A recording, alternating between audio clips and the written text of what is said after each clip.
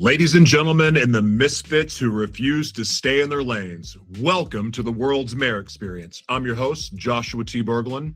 For the new listeners, let me give you the lay of the land. We do not do small talk here. We do real talk. We strip away the corporate veneer and the media spin to get to the marrow of the human experience. I stand here as a man who has battled dissociative identity disorder and who navigates the world on the autism spectrum. But today you're going to see something else. You might see me shaking. It's not just in my hands, it's in my neck, my head, and my entire body. You might hear the struggle in my speech. These are not just tremors. This is my body reacting to the world in a way most people can't imagine. I feel every frequency. Whether it is an electronic signal, human energy, or the raw power of Mother Nature herself, it surges through me in a very supernatural way.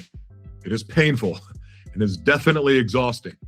And it's a daily battle just to speak into the microphone. But I refuse to hide it. These are not weaknesses. These are my credentials. Because when you have been broken by the system, and when you feel the weight of the world literally vibrating in your bones, you learn to build something better. We talk a lot on this show about shadow prisons, the cages society puts us in.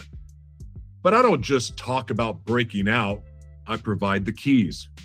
If you're looking for answers, whether it's about mental health, media sovereignty, or spiritual warfare, I have curated thousands of free resources for you. The best way to find them is to use our custom search engine called The Archives, built right into my platform. Type in your struggle and let the library serve you. And for those of you who are done consuming and you're ready to start creating, if you want to build a brand that is cancellation proof and a legacy that outlives you, I invite you to work with me. As the omnimedia architect, I help visionaries weaponize their story to serve the world. You can find all the details at joshuatberglan.com. But today we're looking at the face of the future.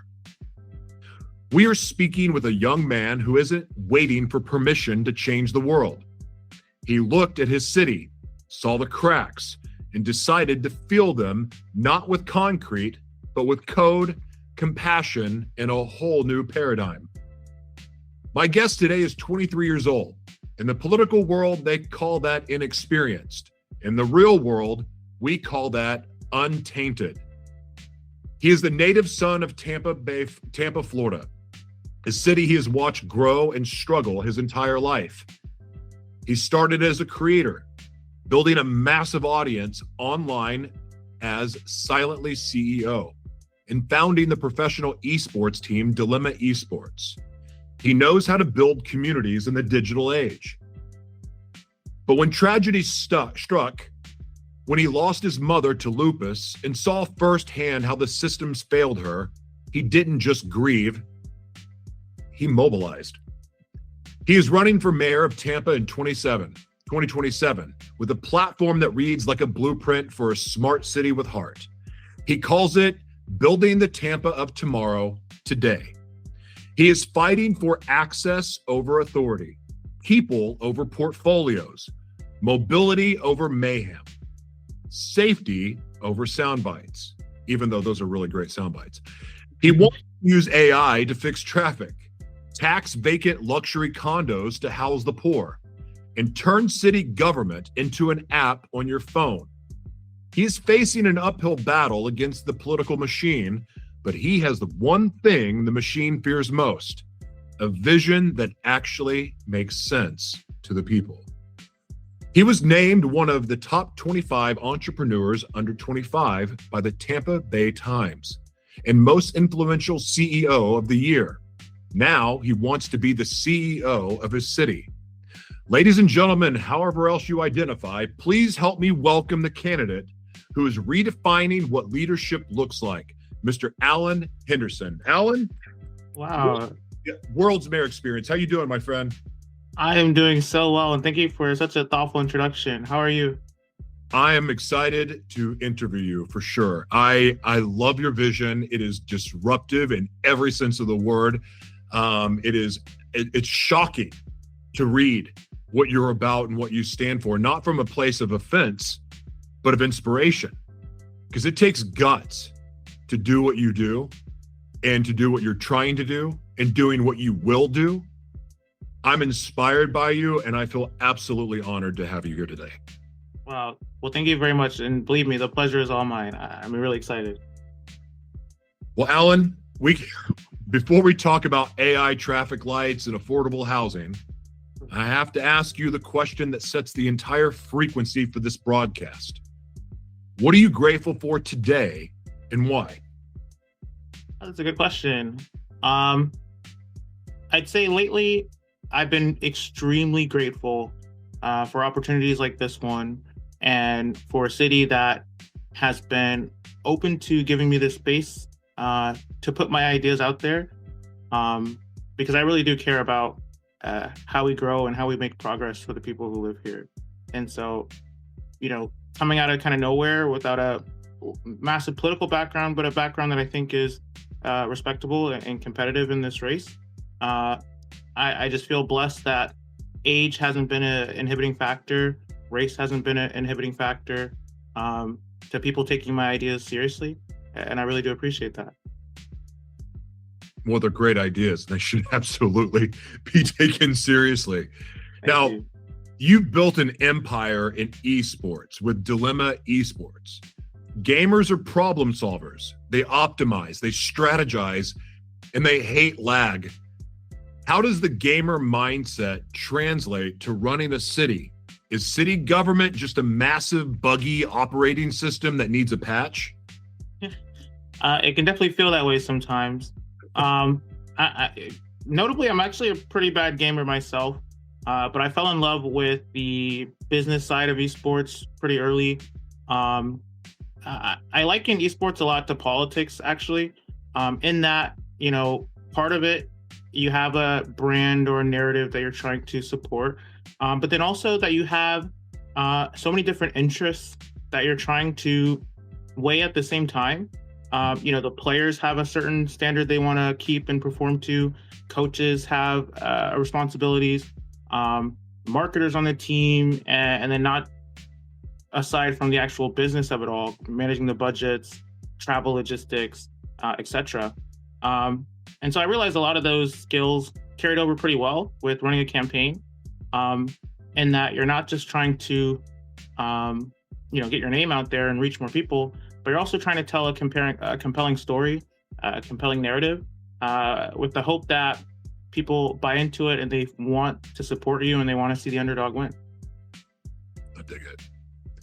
Now, you lost your mother to lupus in 2022. Yeah. You've said that experience showed you how local systems fail people. Can you take us back to that time? What specifically did you see in the healthcare or even the city infrastructure that made you say, this is broken and I have to do something about it? Yeah. Losing mom was something that was really tough on me and my family. And it sort of required me, I was her oldest son, to kind of step up and grow up pretty quickly.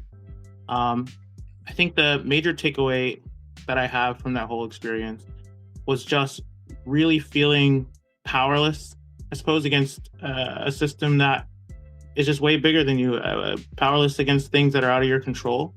And knowing that you have all the opportunities, to fix it and to want things to be better, but that you can't always do that. You can't always get it done. And so in my life, it looked a lot like having to step up and taking over, bills and mortgages, and, they had multiple properties, hospital networks and insurance and disability attorneys, and a whole world that I think at like 19, I got confronted with pretty quick. But it gave me skills that I carry to this day that I'm still trying to define and develop.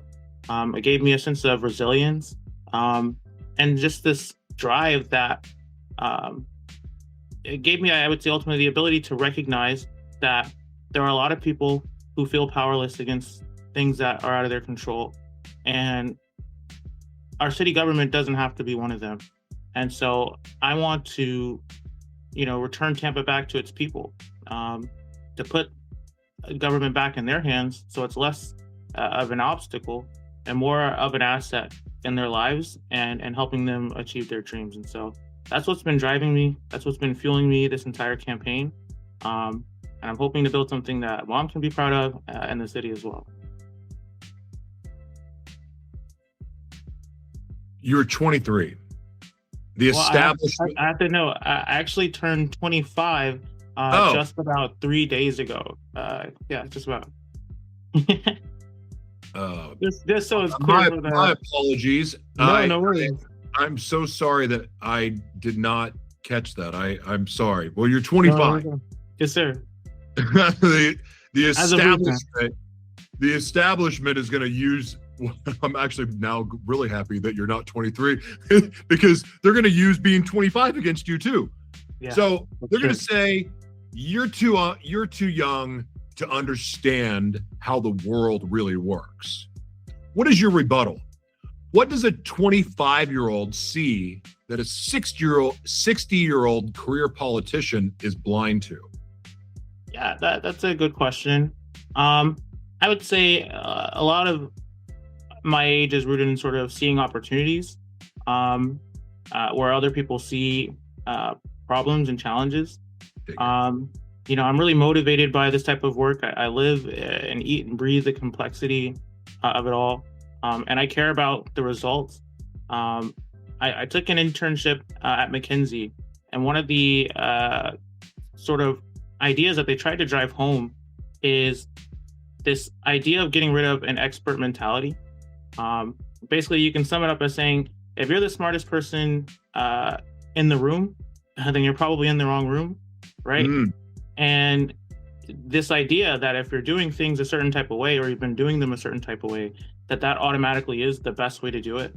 And so being able to not have any type of previous agenda, prerequisite,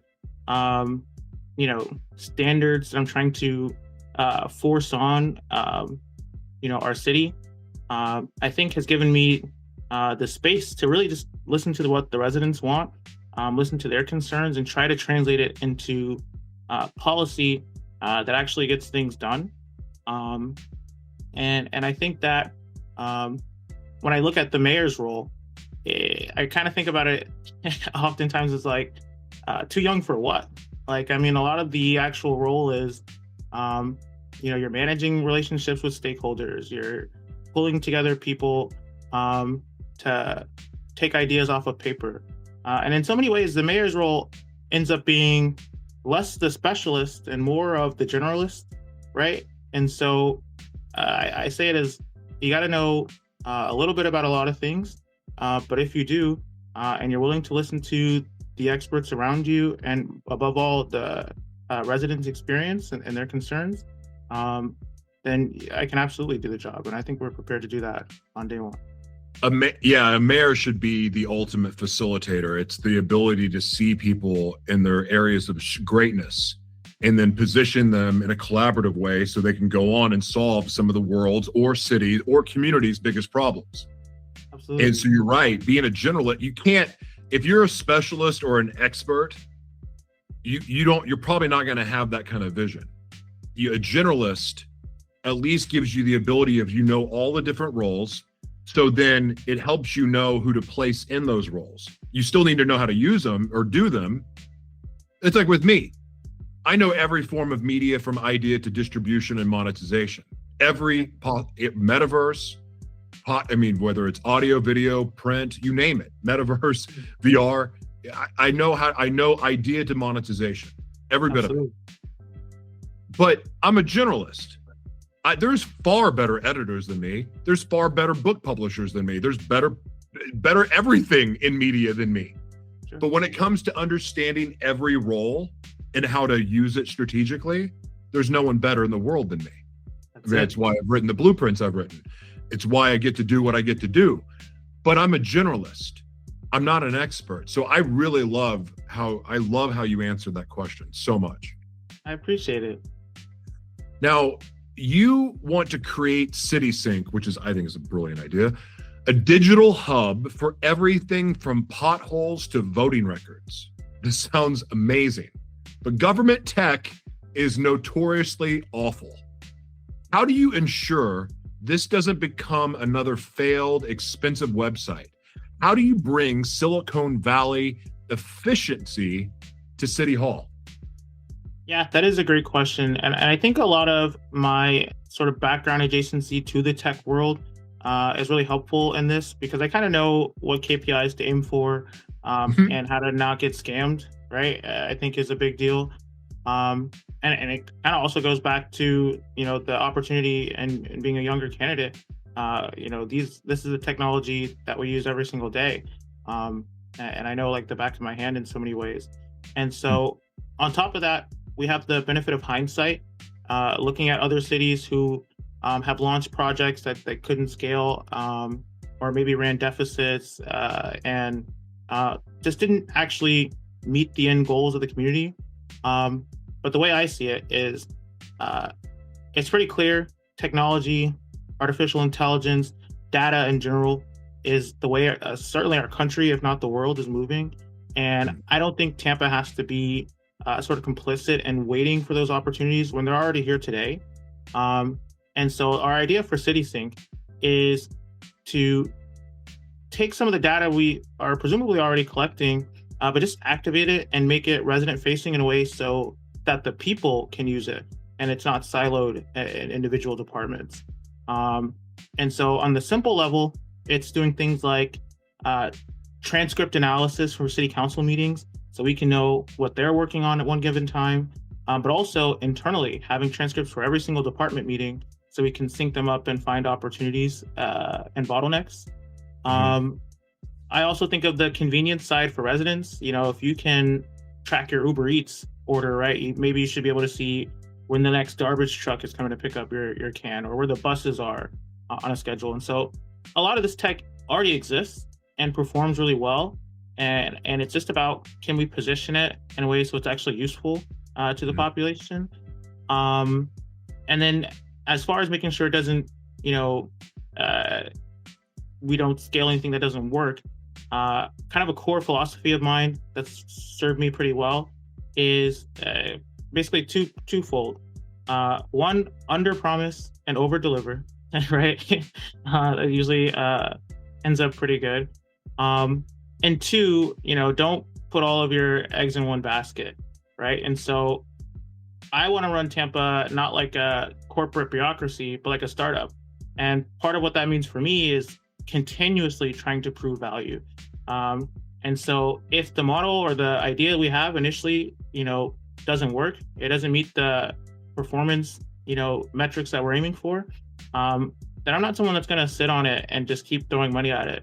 We're going to fix it and we're going to get it to a place where it works, or we'll pivot to a different idea. But the goal, I think, is ultimately just to connect the residents with information we should already be collecting and just present it in a more unified, holistic way. Going back to something you were talking about with transcribing meetings, AI scares a lot of people. A lot of people are scared of it. They're scared of the changes. They're scared of it getting out of control, scared of it becoming sentient. Maybe they've been reading too much, headlines from conspiracy theories from social media. Maybe they're just completely uninformed. I don't know what it is, but the fact is there's a large group of people that are scared of AI or pushing back against the advances of AI. They think of surveillance. How do you use AI to empower the citizens of your community rather than monitor them? Where do we draw the line with privacy? That is a great question. And I think a lot of the people who are afraid of this type of technology, their intuition is correct. I mean, it goes back to that saying, great power comes great responsibility. And this is indeed a great power. And we're already seeing it being leveraged in useful ways and in ways that are of disservice to the public, like creating misinformation at the highest levels of government. And so they are right to be concerned about where this tech can go. And I think that partially how you mitigate it, and it goes back to why it's useful to have someone who knows this tech and this position is because you can also be explicit about the risks and align your city in a way to where you're actively trying to avoid them. You know, states like California have really strict data laws because a lot of their residents, you know, some of them are high net worth individuals, celebrities, and so, you know, companies can't even get a lot of their residents' data. And Tampa, I feel like also should be held to a pretty good standard to where we're protecting the people who live here, protecting their information. And so I actually just published this today, a list of some of the day one executive orders I would sign. And one of them is a moratorium on all public surveillance. Basically, we're seeing cities all across the country adopting surveillance tech where it's doing like facial scanning IDs and data fusion, you know, scraping your social media and trying to aggregate as much information they can find about you in order to put together public profiles, which I think is just a bit far and I think probably qualifies as government overreach. And so setting the standards for not necessarily banning all this technology outright forever, but if you are going to incorporate it, the public needs to be made aware. It can't be something that's done without full transparency on the impacts of the algorithm. You know, you need public hearings. You want the people to be involved. And then just being explicit about what the risks are, what the potential gains are. And then if the community supports it, you can bring this technology in. But otherwise, I think there should be some really strict guardrails to keep people safe. Yeah, that's been a lot of problem. It's a huge problem with a lot of the technological advances we have. We're not warned, even for that matter, supplements or medicine. You know, we're not told to weigh after the fact that, oh, well, you know, there's a side effect. Right. I have a personal side effects of the frequencies and how they affect me. And, you know, I knew the warnings of 5G, and of course, I know what 6G is going to be, and we won't go diving into that right now. But you know, they didn't really make the information was put out publicly. However, people in power and positions of authority kind of poo-pooed that and said, oh no, that's, even though it was part of a Senate hearing, or like, no, that's fake. You know, that's not real. You don't need to worry. Everything's safe. And now the government's being forced to do real studies to see how these frequencies are affecting the human body. And that's one thing, you know, so we need radical transparency, because at this point, you know, we have a lot of people that can hide on. I'm about to go on a sermon. I'm not meaning to do this. No, please. I'm all for radical transparency in every sense of the word. And people are like, oh, but privacy. But here's the thing. We haven't really had privacy in a really long time, because here, and proof of that is no one, maybe 0.002% of the people on the planet actually read the terms of service before they click sign in. That's right. For sure. And so, like, we have the information told to us, but we have to do our part to educate and inform and prepare ourselves. The blueprint for the future of how to succeed in the future world was given to us over 20 years ago.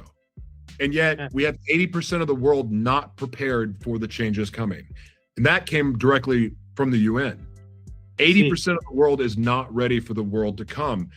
And so we at this point, we're getting in a situation where, to bridge this gap, to bring people together, we need radical transparency in every sense of the word, because the truth may hurt. It may break people in half, but ultimately that's where the healing can begin. That's where trust can be restored. That's where real, honest conversations can take place, which are required when you're trying to bring a community back together.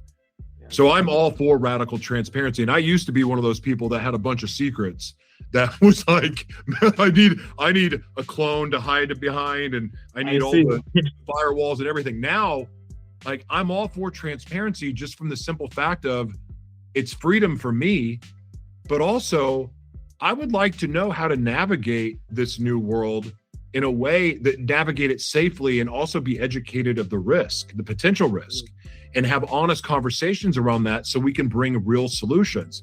Because AI has the truth is AI has an opportunity to level the playing field for underserved communities all over the world. It has an opportunity to revolutionize healthcare in the sense of, you may have a world-renowned surgeon that's in Germany, but they're trying to talk to somebody in Nigeria, and there's a dialect and a language issue, but this one doctor just so happens to be the one that can cure this person in Nigeria or Ghana or Uganda or another part of the world. But because of the language barrier, because of the way things have been, that's almost impossible. AI can bridge that gap. People can have where there's been accessibility issues and gatekeepers. AI can eliminate that. So there's so many things to celebrate with AI, but we also need to have real conversations about the potential risk. Yeah, I think that was very well put, and I couldn't agree more.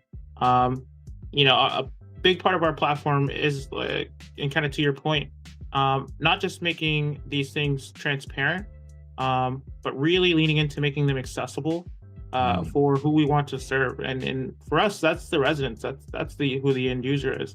And governments use this as a tool all the time. Just like you said with the terms and conditions, governments operate the same way. And they'll try to legalize their way into hiding things or release obscure reports. But the way I see it is, should the people of Tampa elect me to be their next mayor, Yes. I think that, one, it'll come with the permission slip to do things. I think ultimately what they want to see is progress. And two, it'll also be with the acknowledgement that as a young candidate, we can't be allergic to feedback. We can't be allergic to transparency. And we want the public's opinion. We want them to contribute to, letting us know how we're doing, so we can improve or know what we're doing well already. And so making sure that the information isn't just public, but also, resident friendly, accessible, loads quickly on their phones. It's in a plain English language, and not obscured by, distractions is also really important to me. I love it. Now, when I learned a little bit about your platform, this next question, it reminded me of Miami and how a lot of the condos sit empty because it's somebody's third or fourth home, and sometimes it just sits there for years and no one's there. And there's reasons for that. I won't go into that. I won't go down that path right now, but you're proposing a vacancy tax on long-term empty investor-owned units. That is a bold move against the real estate lobby. Why should an investor be penalized for keeping their property empty? Is housing a human right or an asset class? That is a really good question. I believe housing is a human right. I think that when you're talking about a $2 billion budget like the one the city manages, and a resident pool of a little under around 400,000 people, there's really no excuse for someone who's really trying to serve the public to have people living on the streets. It's not a sign of a good city. It's not a sign of decency, in control of that budget. And so I think part of what we, as future city leaders or current city leaders, we have an obligation to do everything we can to sort of alleviate that concern. And the vacancy tax is modest. I don't think, and I've spoken with developers about it. It's in the range of 1% to 3%, and we'll defer to expertise on the final numbers. But the truth of the situation is, Tampa sort of sits in a position where a lot of other cities sit, where it's your basic sort of supply side economic issue, where the amount of housing you have, the amount of housing stock you have available, isn't being built fast enough to meet the demand of the people who want it. And so when you have these people, these speculative buyers, a lot of times they're out-of-state companies who are hoarding. They're seeing the property growth in our city, and they see opportunities here, but perhaps they don't want to cash in on it today. And so what they'll do is they'll buy it, sit on it for decades sometimes. And our numbers show somewhere close to 13% of the city is just out-of-state companies owning these properties and doing nothing with it. And I don't think it's much of a penalty to say, okay, sure, you can do it. But if you're going to hoard housing during a housing crisis, you probably should have to pay just a little bit for that advantage. And so I think it's fair. And all of those dollars will be spent on building more places for people to live, so people aren't on the streets. And I think that's just a fair proposition, given the economic realities we find ourselves in today. Gosh, I could spend an hour on this discussion alone, just because I know who buys a lot of those houses. Yeah, I bet. I'm going to stop. All right. So you want a city-backed legal tool and enforcement blitz on. Let me start over. You want a city-backed legal tool and enforcement blitz on slumlords. In many cities, slumlords are politically connected. Are you ready for the blowback? How do you protect the tenants who might face retaliation if they report their landlord? Absolutely. And it's a major concern of mine. It just goes back to that idea of being powerless against these big systems. I believe that housing is a right. I believe that people should have a place to live. And I also believe the terms and conditions of that relationship should be explicit. And so when you have, one half of the agreement that's not holding up their end of the deal, there are resources to being able to, remedy that. Should be forward. It should be accessible. And part of how these slumlords can avoid not having to deal with these, challenges, their tenants, stepping forward, is to just not be slumlords in the first place, right? So if people are concerned about, being inconvenienced by this policy change, it's probably more of an indicator that they're not doing the things they should be doing already. And all we want to do is, okay, if you run an organization, 4,000 employees, and some of the best, city attorneys and legal minds in the city, what kind of work are they doing? There should at least be a suite of tools for residents to report concerns happening in their neighborhoods, and have some third party be able to step in and try to resolve them as amicably as possible. Now, you mentioned modular housing under $700 a month. People hear modular and they think trailer park. Paint the picture of what modern, dignified modular housing looks like. Can it really solve the supply crisis? Absolutely. I'm a huge fan of modularism, mostly just for the idea that, I know it's not going to be for everybody. And I don't think it's intended to, but it is an option that when your challenge is you can't build the houses fast enough, when you do build them, they're not cheap enough to be affordable, and that you need them also to be resilient to storms, because we get a lot of hurricanes here in Tampa. When those are the top three issues driving up what we hear is the largest concern to residents, you look at modularism as a solution, and these are homes that people can live in, that keeps them off the streets, that are built faster, that do cost less to install, where you're activating the local workforces. There's thousands of developers in Florida that are already building these facilities, that are already making them storm-proof. And the real question is, why is Tampa cut off from just the opportunity to have them? I'm not advocating for everybody to sell their home and move into a modular house, but certainly for the people who need it, right? The option should be available to them. And there's one of the things I can respect about our state is that they have the broader policy framework available to activate these types of housing solutions very quickly. We have what we call the Live Local Act here, which is if you're building homes to a certain affordability standard, you can bypass permitting, bypass council approvals, and just get straight to work. And it's pretty cool because modular homes pretty often fit this standard. And I just think that the growing list of people who need homes in Tampa right now is a little under 30,000, is only expected to keep growing. And if we can make a dent and building the supply faster, we absolutely should take that opportunity. Unbelievable. You talk about micro transit shuttles for the last mile. This is often where public transit fails, getting from the bus stop to the front door. How do you make these shuttles reliable enough that people actually trust them to get to work on time?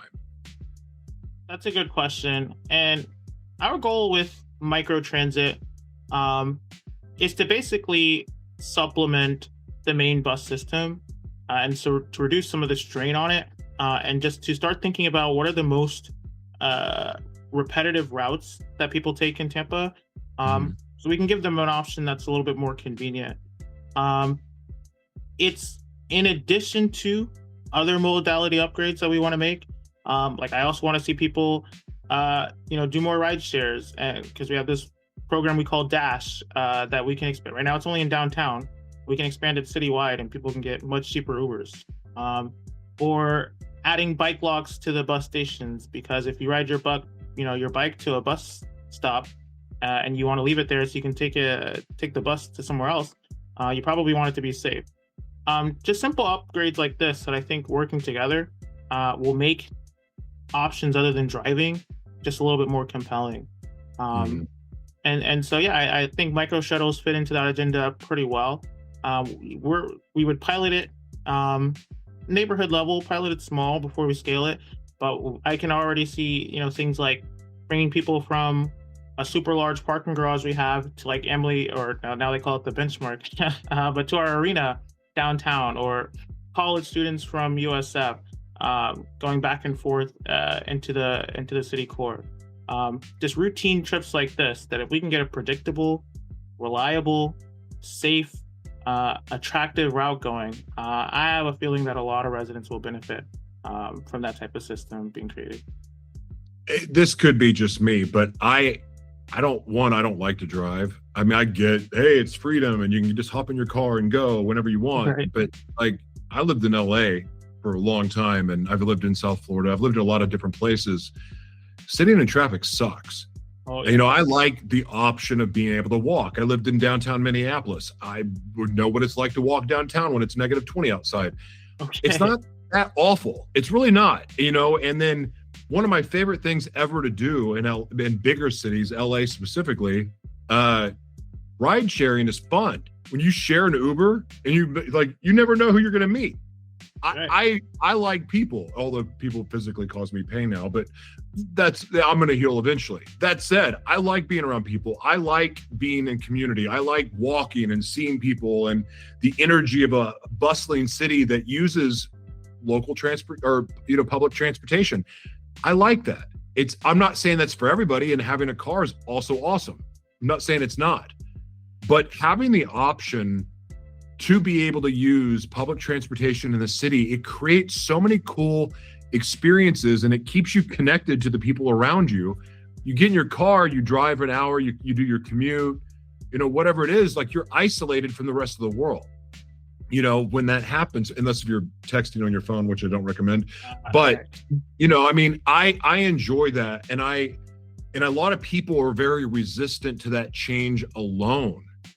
And I don't know, how do you make, and this is not a planned question, but like, how do you get people to wrap their arms around sharing transportation, essentially, whether it's sharing a car, having, one of the things that people predict will happen here in the near future is that no one will really own a car, but you'll be able to hop in and out of Teslas in these smart cities that are going to be built all over the world, and you have that car, you don't really own it, but you have the right to use it.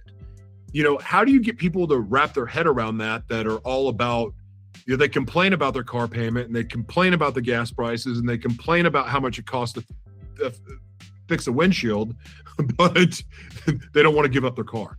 Like, Sure. what do you say to them? Like, how do you bridge that gap? For sure. I mean, I think, to be honest, they have a pretty, thoughtful point. Yeah.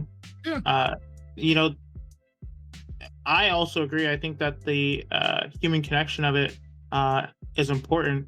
And beyond that, I see it personally as an opportunity for our dollars to do double duty. And that one, we're improving transportation and adding more options. But two, that you're also empowering the community to get back. And, like Dash in Tampa operates kind of like Uber. You book a ride on the app and a driver will come and pick you up. And because you don't have the sort of financial constraints as Uber, you're not running a business. It needs to be sustainable, but it doesn't need to be, insanely profitable, right? Because you don't have that middleman incentive of the shareholders, it allows you to take government dollars and inject the capital back into the community. And so you're seeing sort of a double gain there, where people who need opportunities for work get it, and people who need to get to and from their work also get it. And so I think that the way to bridge the gap is to make these other modality options just a little bit more compelling, right? Despite all the deficits that people have with their cars and all the challenges that come with it, at least in our city, it's still probably the most reliable option to get around. And it's in that you just have it available whenever you want. The buses here run slow. Biking isn't always safe because there's not a lot of protected lanes. And so I can't say I blame them for wanting to stick to their car, but that is the opportunity we have, which is how can you make other options just as attractive as driving, if not more attractive? And I think that if we can save them money, if we can get them there faster, and we can make it safer, people will come around to it slowly but surely and take more advantage of it.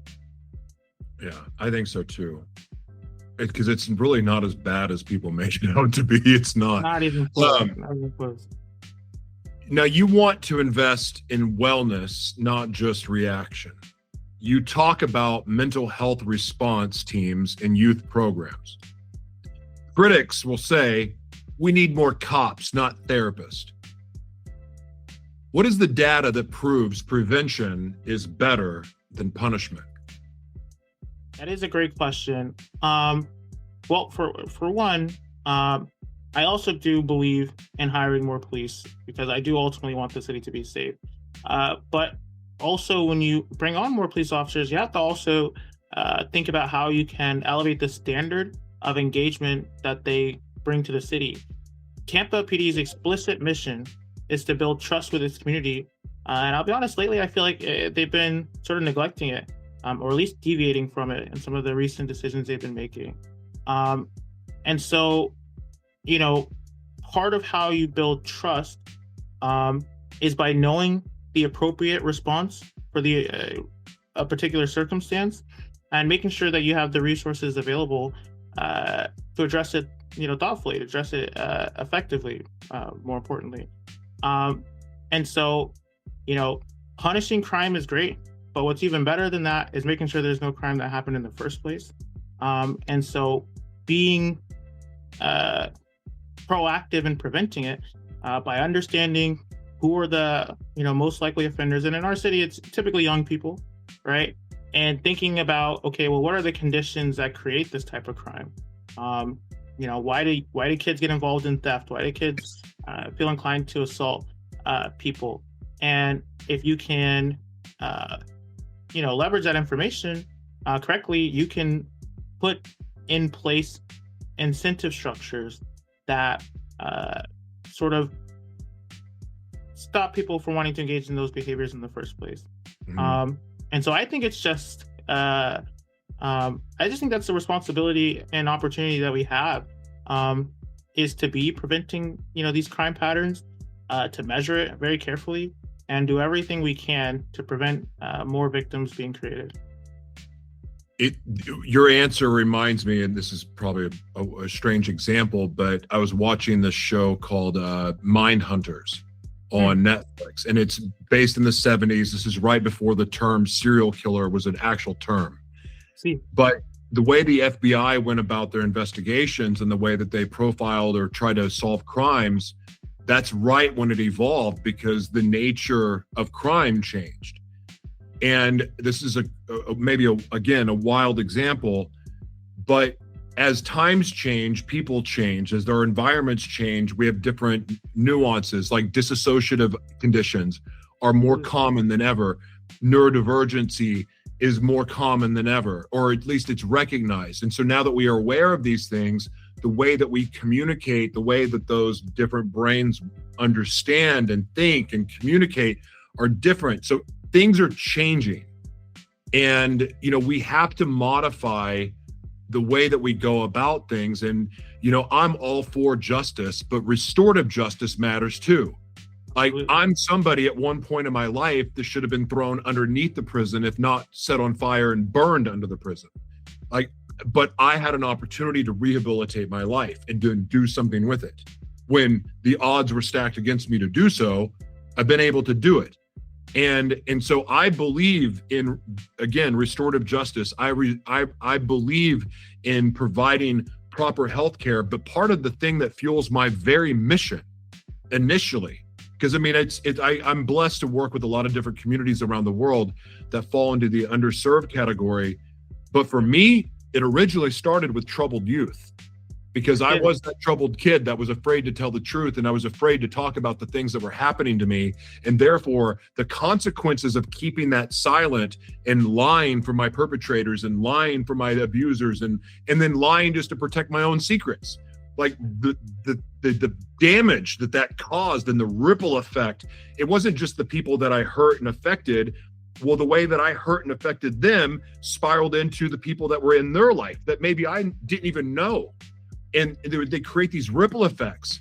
And so part of my passion in working with the youth is showing that there's an alternative to crime for human trafficking victims, sex trafficking victims, ex-convicts, to show them that there's an actual better way. Like, you don't have to settle for Walmart greeter. You don't have to go back to the devil because we know the devil we know is better than the one we don't know.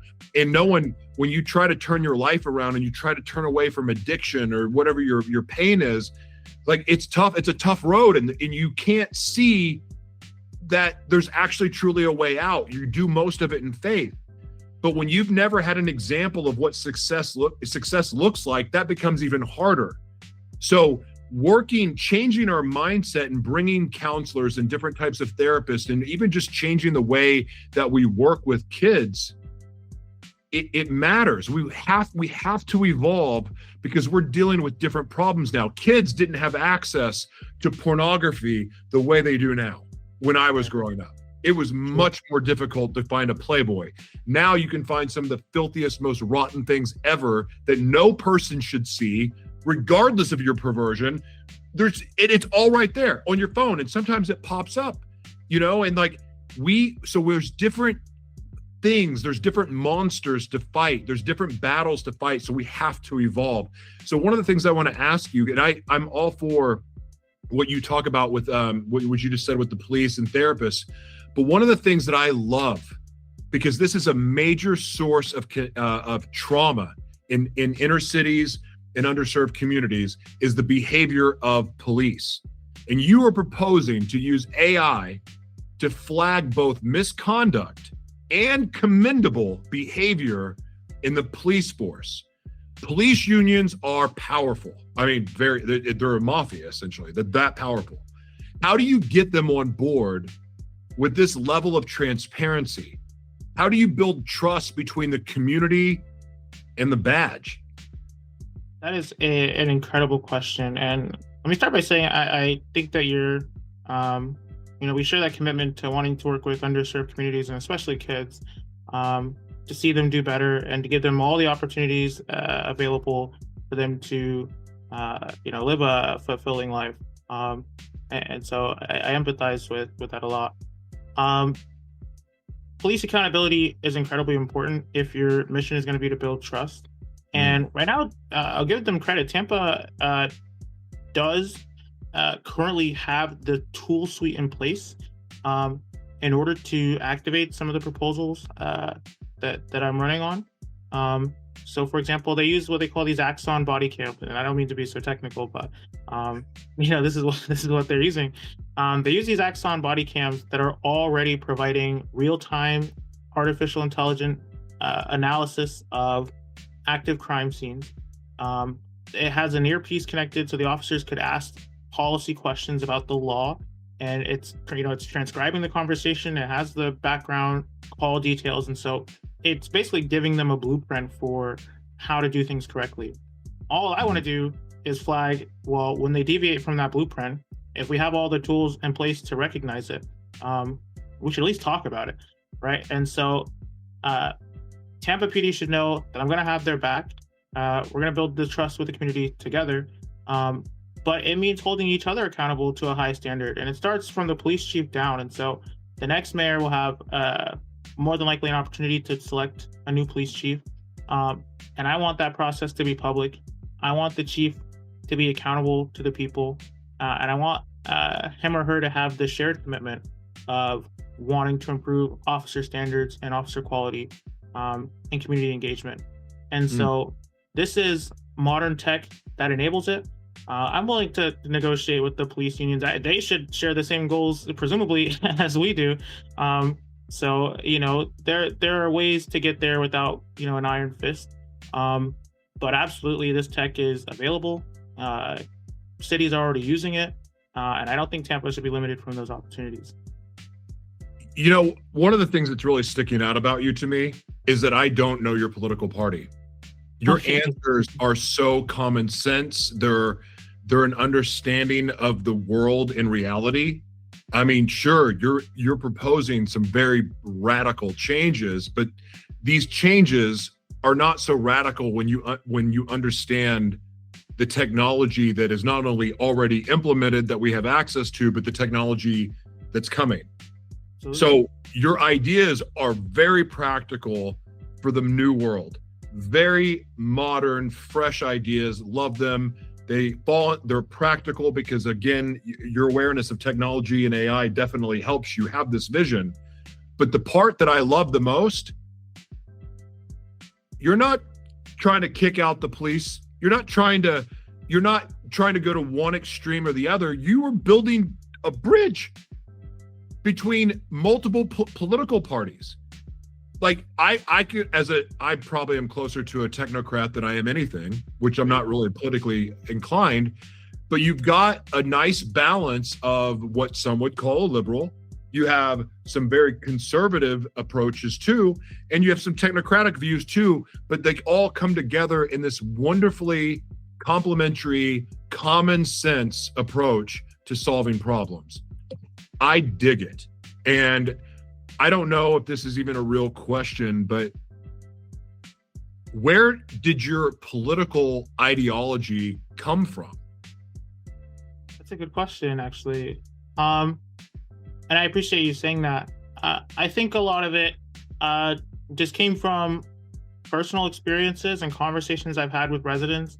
I've always been sort of a systems thinker, and I have a proclivity to lean more into solutions than I do just, trying to rationalize the problem.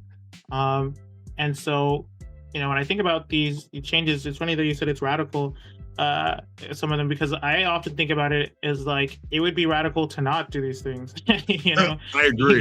Given the landscape, right? And so, I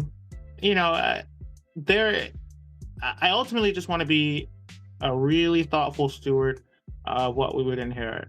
And I think that means putting my personal beliefs aside, not using the office to be all about me, right?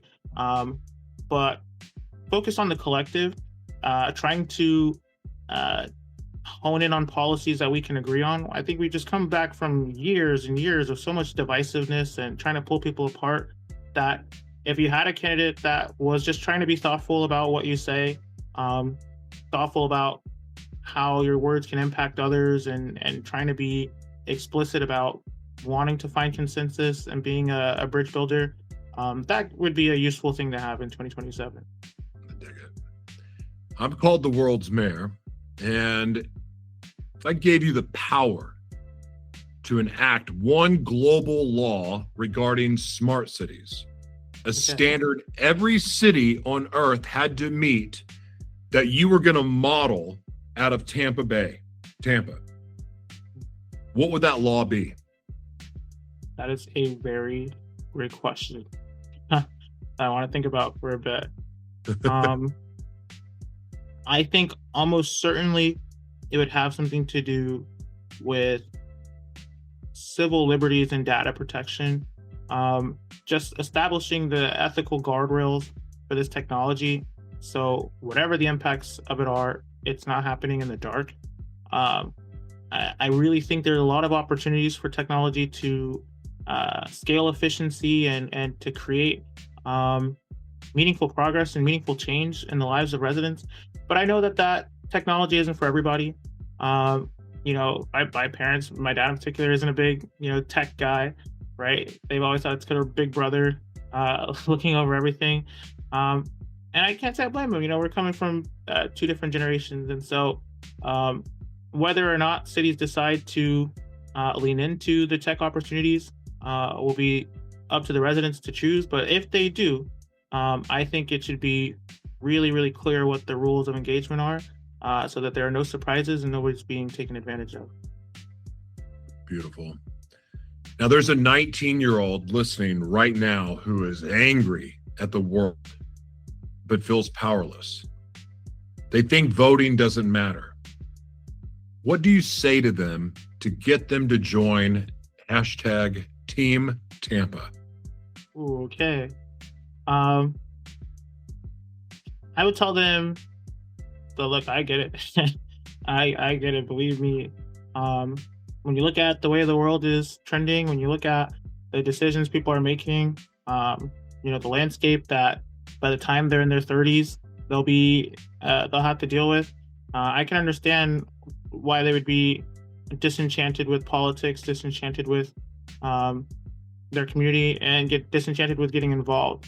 But at the end of the day, people, generations well before me, have fought very, very hard for their right to participate, their freedom of speech, and their ability to be involved. And the one thing that we know about rights is that if you don't use them, you will lose them. And if there was ever an opportunity to test the system, ever an opportunity to stand up for yourself, to advocate for what you believe in, now is the time to do it, because things aren't anticipated to get easier. Things aren't anticipated to get better unless the people watching this, the people who believe in this type of work, unless they decide to do the work necessary, it means to bring about that kind of change. And so I would encourage them to not lose faith, to keep paying attention, and to go out and be decisive and vote for the people who are saying the things that you think will improve your life, and hold on to that spirit, because it'll help them. I dig it. We live in a very noisy world.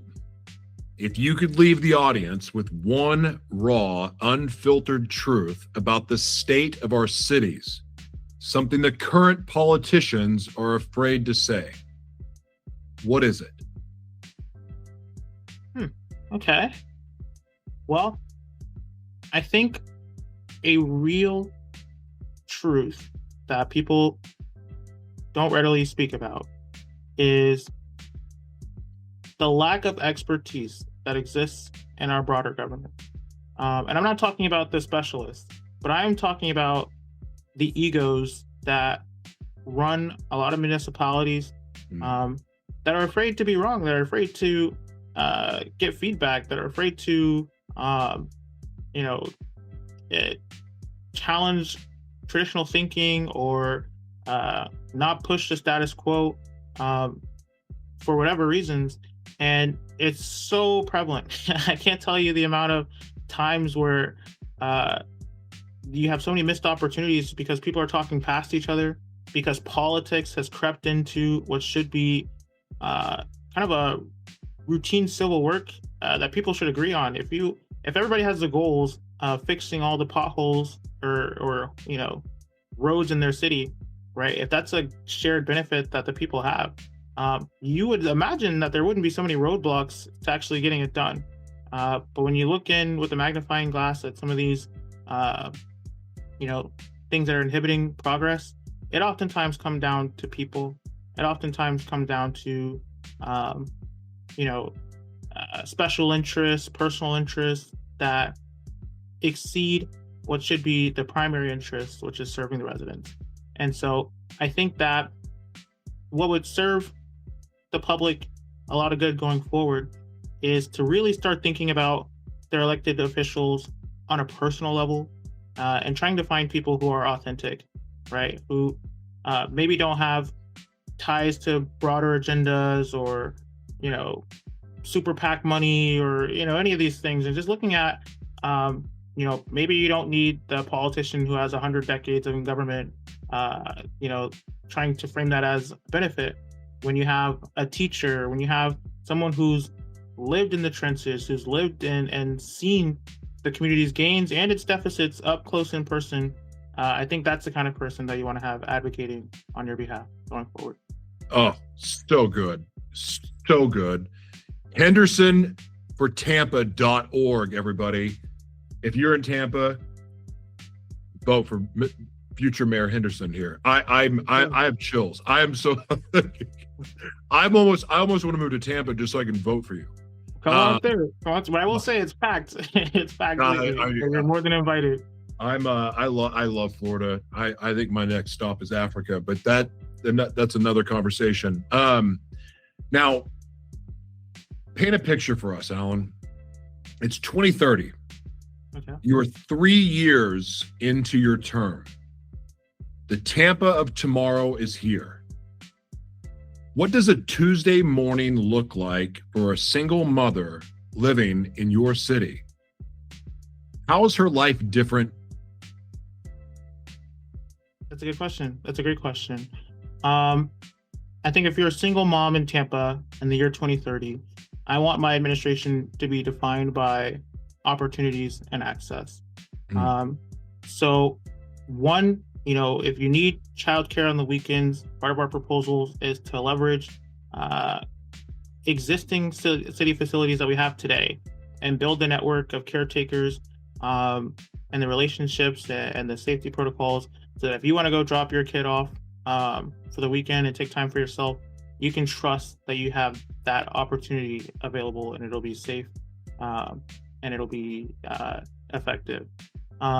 If you need to get around Tampa and you don't have the ability to drive, I want you to be able to, request on your phone a ride pickup, right? Or to be able to check where the buses are on the next schedule, and know that somebody is going to be there to come pick you up or to bring you to your work or to fill in that mobility gap problem that you have, because we've spent those 3 years working on improving, the efficiency gains there.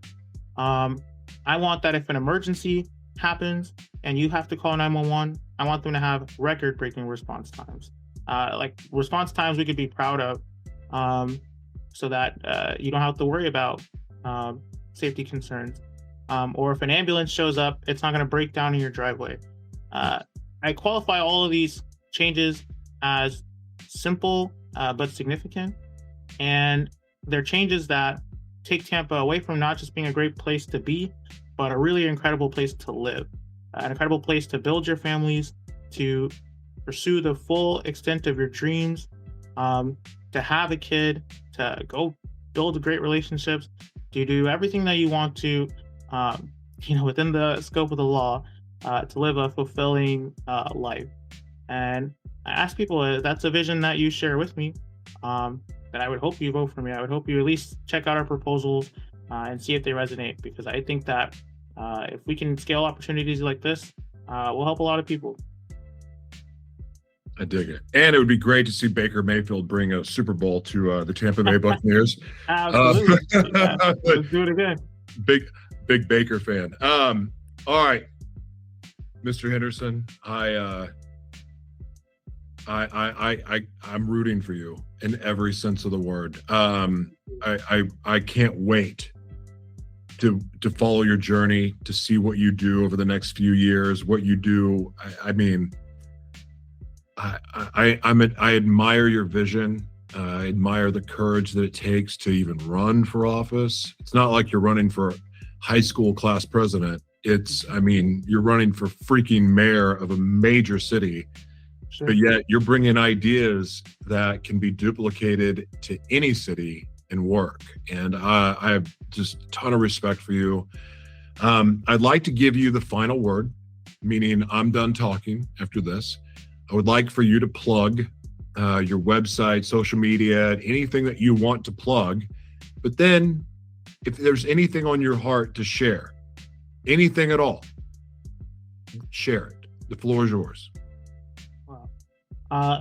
Well, for starters, thank you again so much for this space, this opportunity, and thank you for the work you're doing as well to help reach communities all across the country and to highlight people who presumably share the vision we both have for a better country to live in.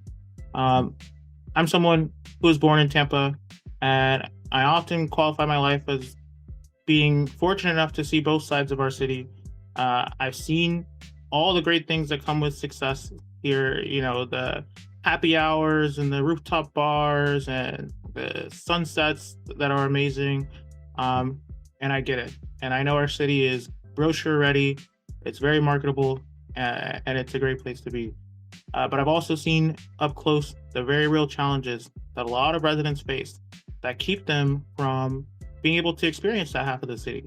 And I know that the way we bridge that gap is not by continuing to elect the same politicians or continuing to institute the same policies that put us here in the first place. I believe in practical, well-researched, well-thought-out policy positions that I can advocate for and that I'm willing to negotiate in public view. And I think that this is our opportunity now to decide what type of city are we going to be. Are we going to be the city that continues to invest in image, continues to just invest in downtown, continues to propagate wealth gaps and knowingly doing a disservice to the people? Or are we going to vote for a change? And I hope that if people are with me, that now is the time, not another decade, not another 2 terms from these repeat politicians, but now, 2027 is the time for us to elect different. I hope they will support my campaign at hendersonfortampa.org. I really believe in this work, and I appreciate people for following this journey. Access over authority. That's our commitment to you. A blueprint for a better Tampa.